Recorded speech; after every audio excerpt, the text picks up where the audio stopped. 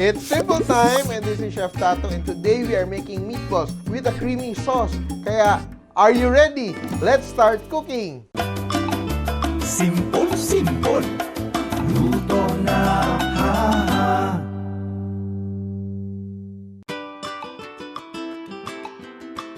This recipe is part of our Simple Cookbook series where we try to make cooking as simple as ABC. So, and let us start with our meatballs. So, our meatballs are very easy. So, meron tayong breadcrumbs, and I just combine the breadcrumbs and the eggs. Ayan. And just let it rest for a while. And also here, we will combine our meat. So, we have 1/4 kilo of ground beef from Fresh Options.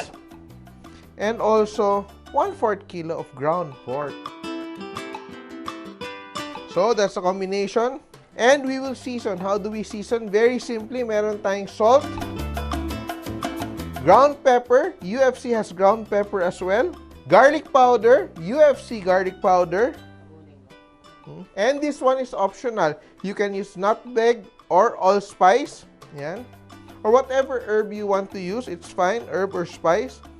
And of course, we will add 1 tablespoon of Old English Worcestershire sauce. Yan. Just drizzle around. Very nice flavors combined. And we add 1 onion. So it's very easy. Just put everything together. And our breadcrumbs and our egg mixture. And of course, lagyan natin ng chopped parsley, which is also optional. So, a lot of people make meatballs, and pagluto nila, nangyayari, nagbe-break apart, no? Nagiging buhagag. It's not really about just the binders, yung egg, yung flour, yung cornstarch. It's also how you handle the meat. So, number 1, you should always make sure that your ground meat is chilled. Number 2, to make sure that it has an amount of salt, because salt is also a binder. And thirdly, you should mix it properly, no? So, I'm sure na sobrang malasa nitong ating meatballs. And, let's just make our meatballs very easily. Yan. Look at that. No? And we drop into the hot oil. Just press. Look at that. Use your fingers to press out the meat from between your pointer finger and your thumb. And we just turn our meatballs. Look at, ang ganda ng kulay, and it's really holding shape.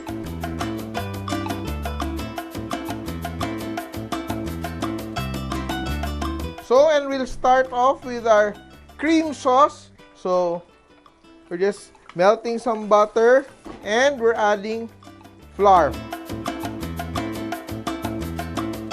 Very classic way of making a thickener, no? Itong paghalo ng harina at saka yung butter nicely.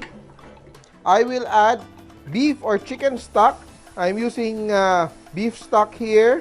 You have to add it little by little, or else it's going to be lumpy, no? Magbuo-buo siya.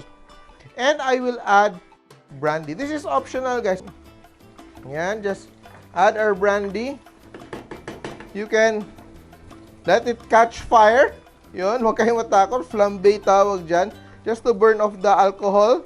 Very smooth. And we add our cream. So we're just using all-purpose cream.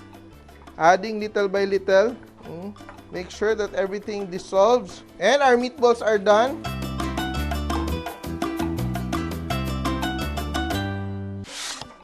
And our cream sauce is done. Just finish with a little bit of salt. And pepper. Here it is, our simple version of Swedish meatballs. Something na very creamy and very meaty at the same time. You can serve it with rice, mashed potatoes, or even pasta.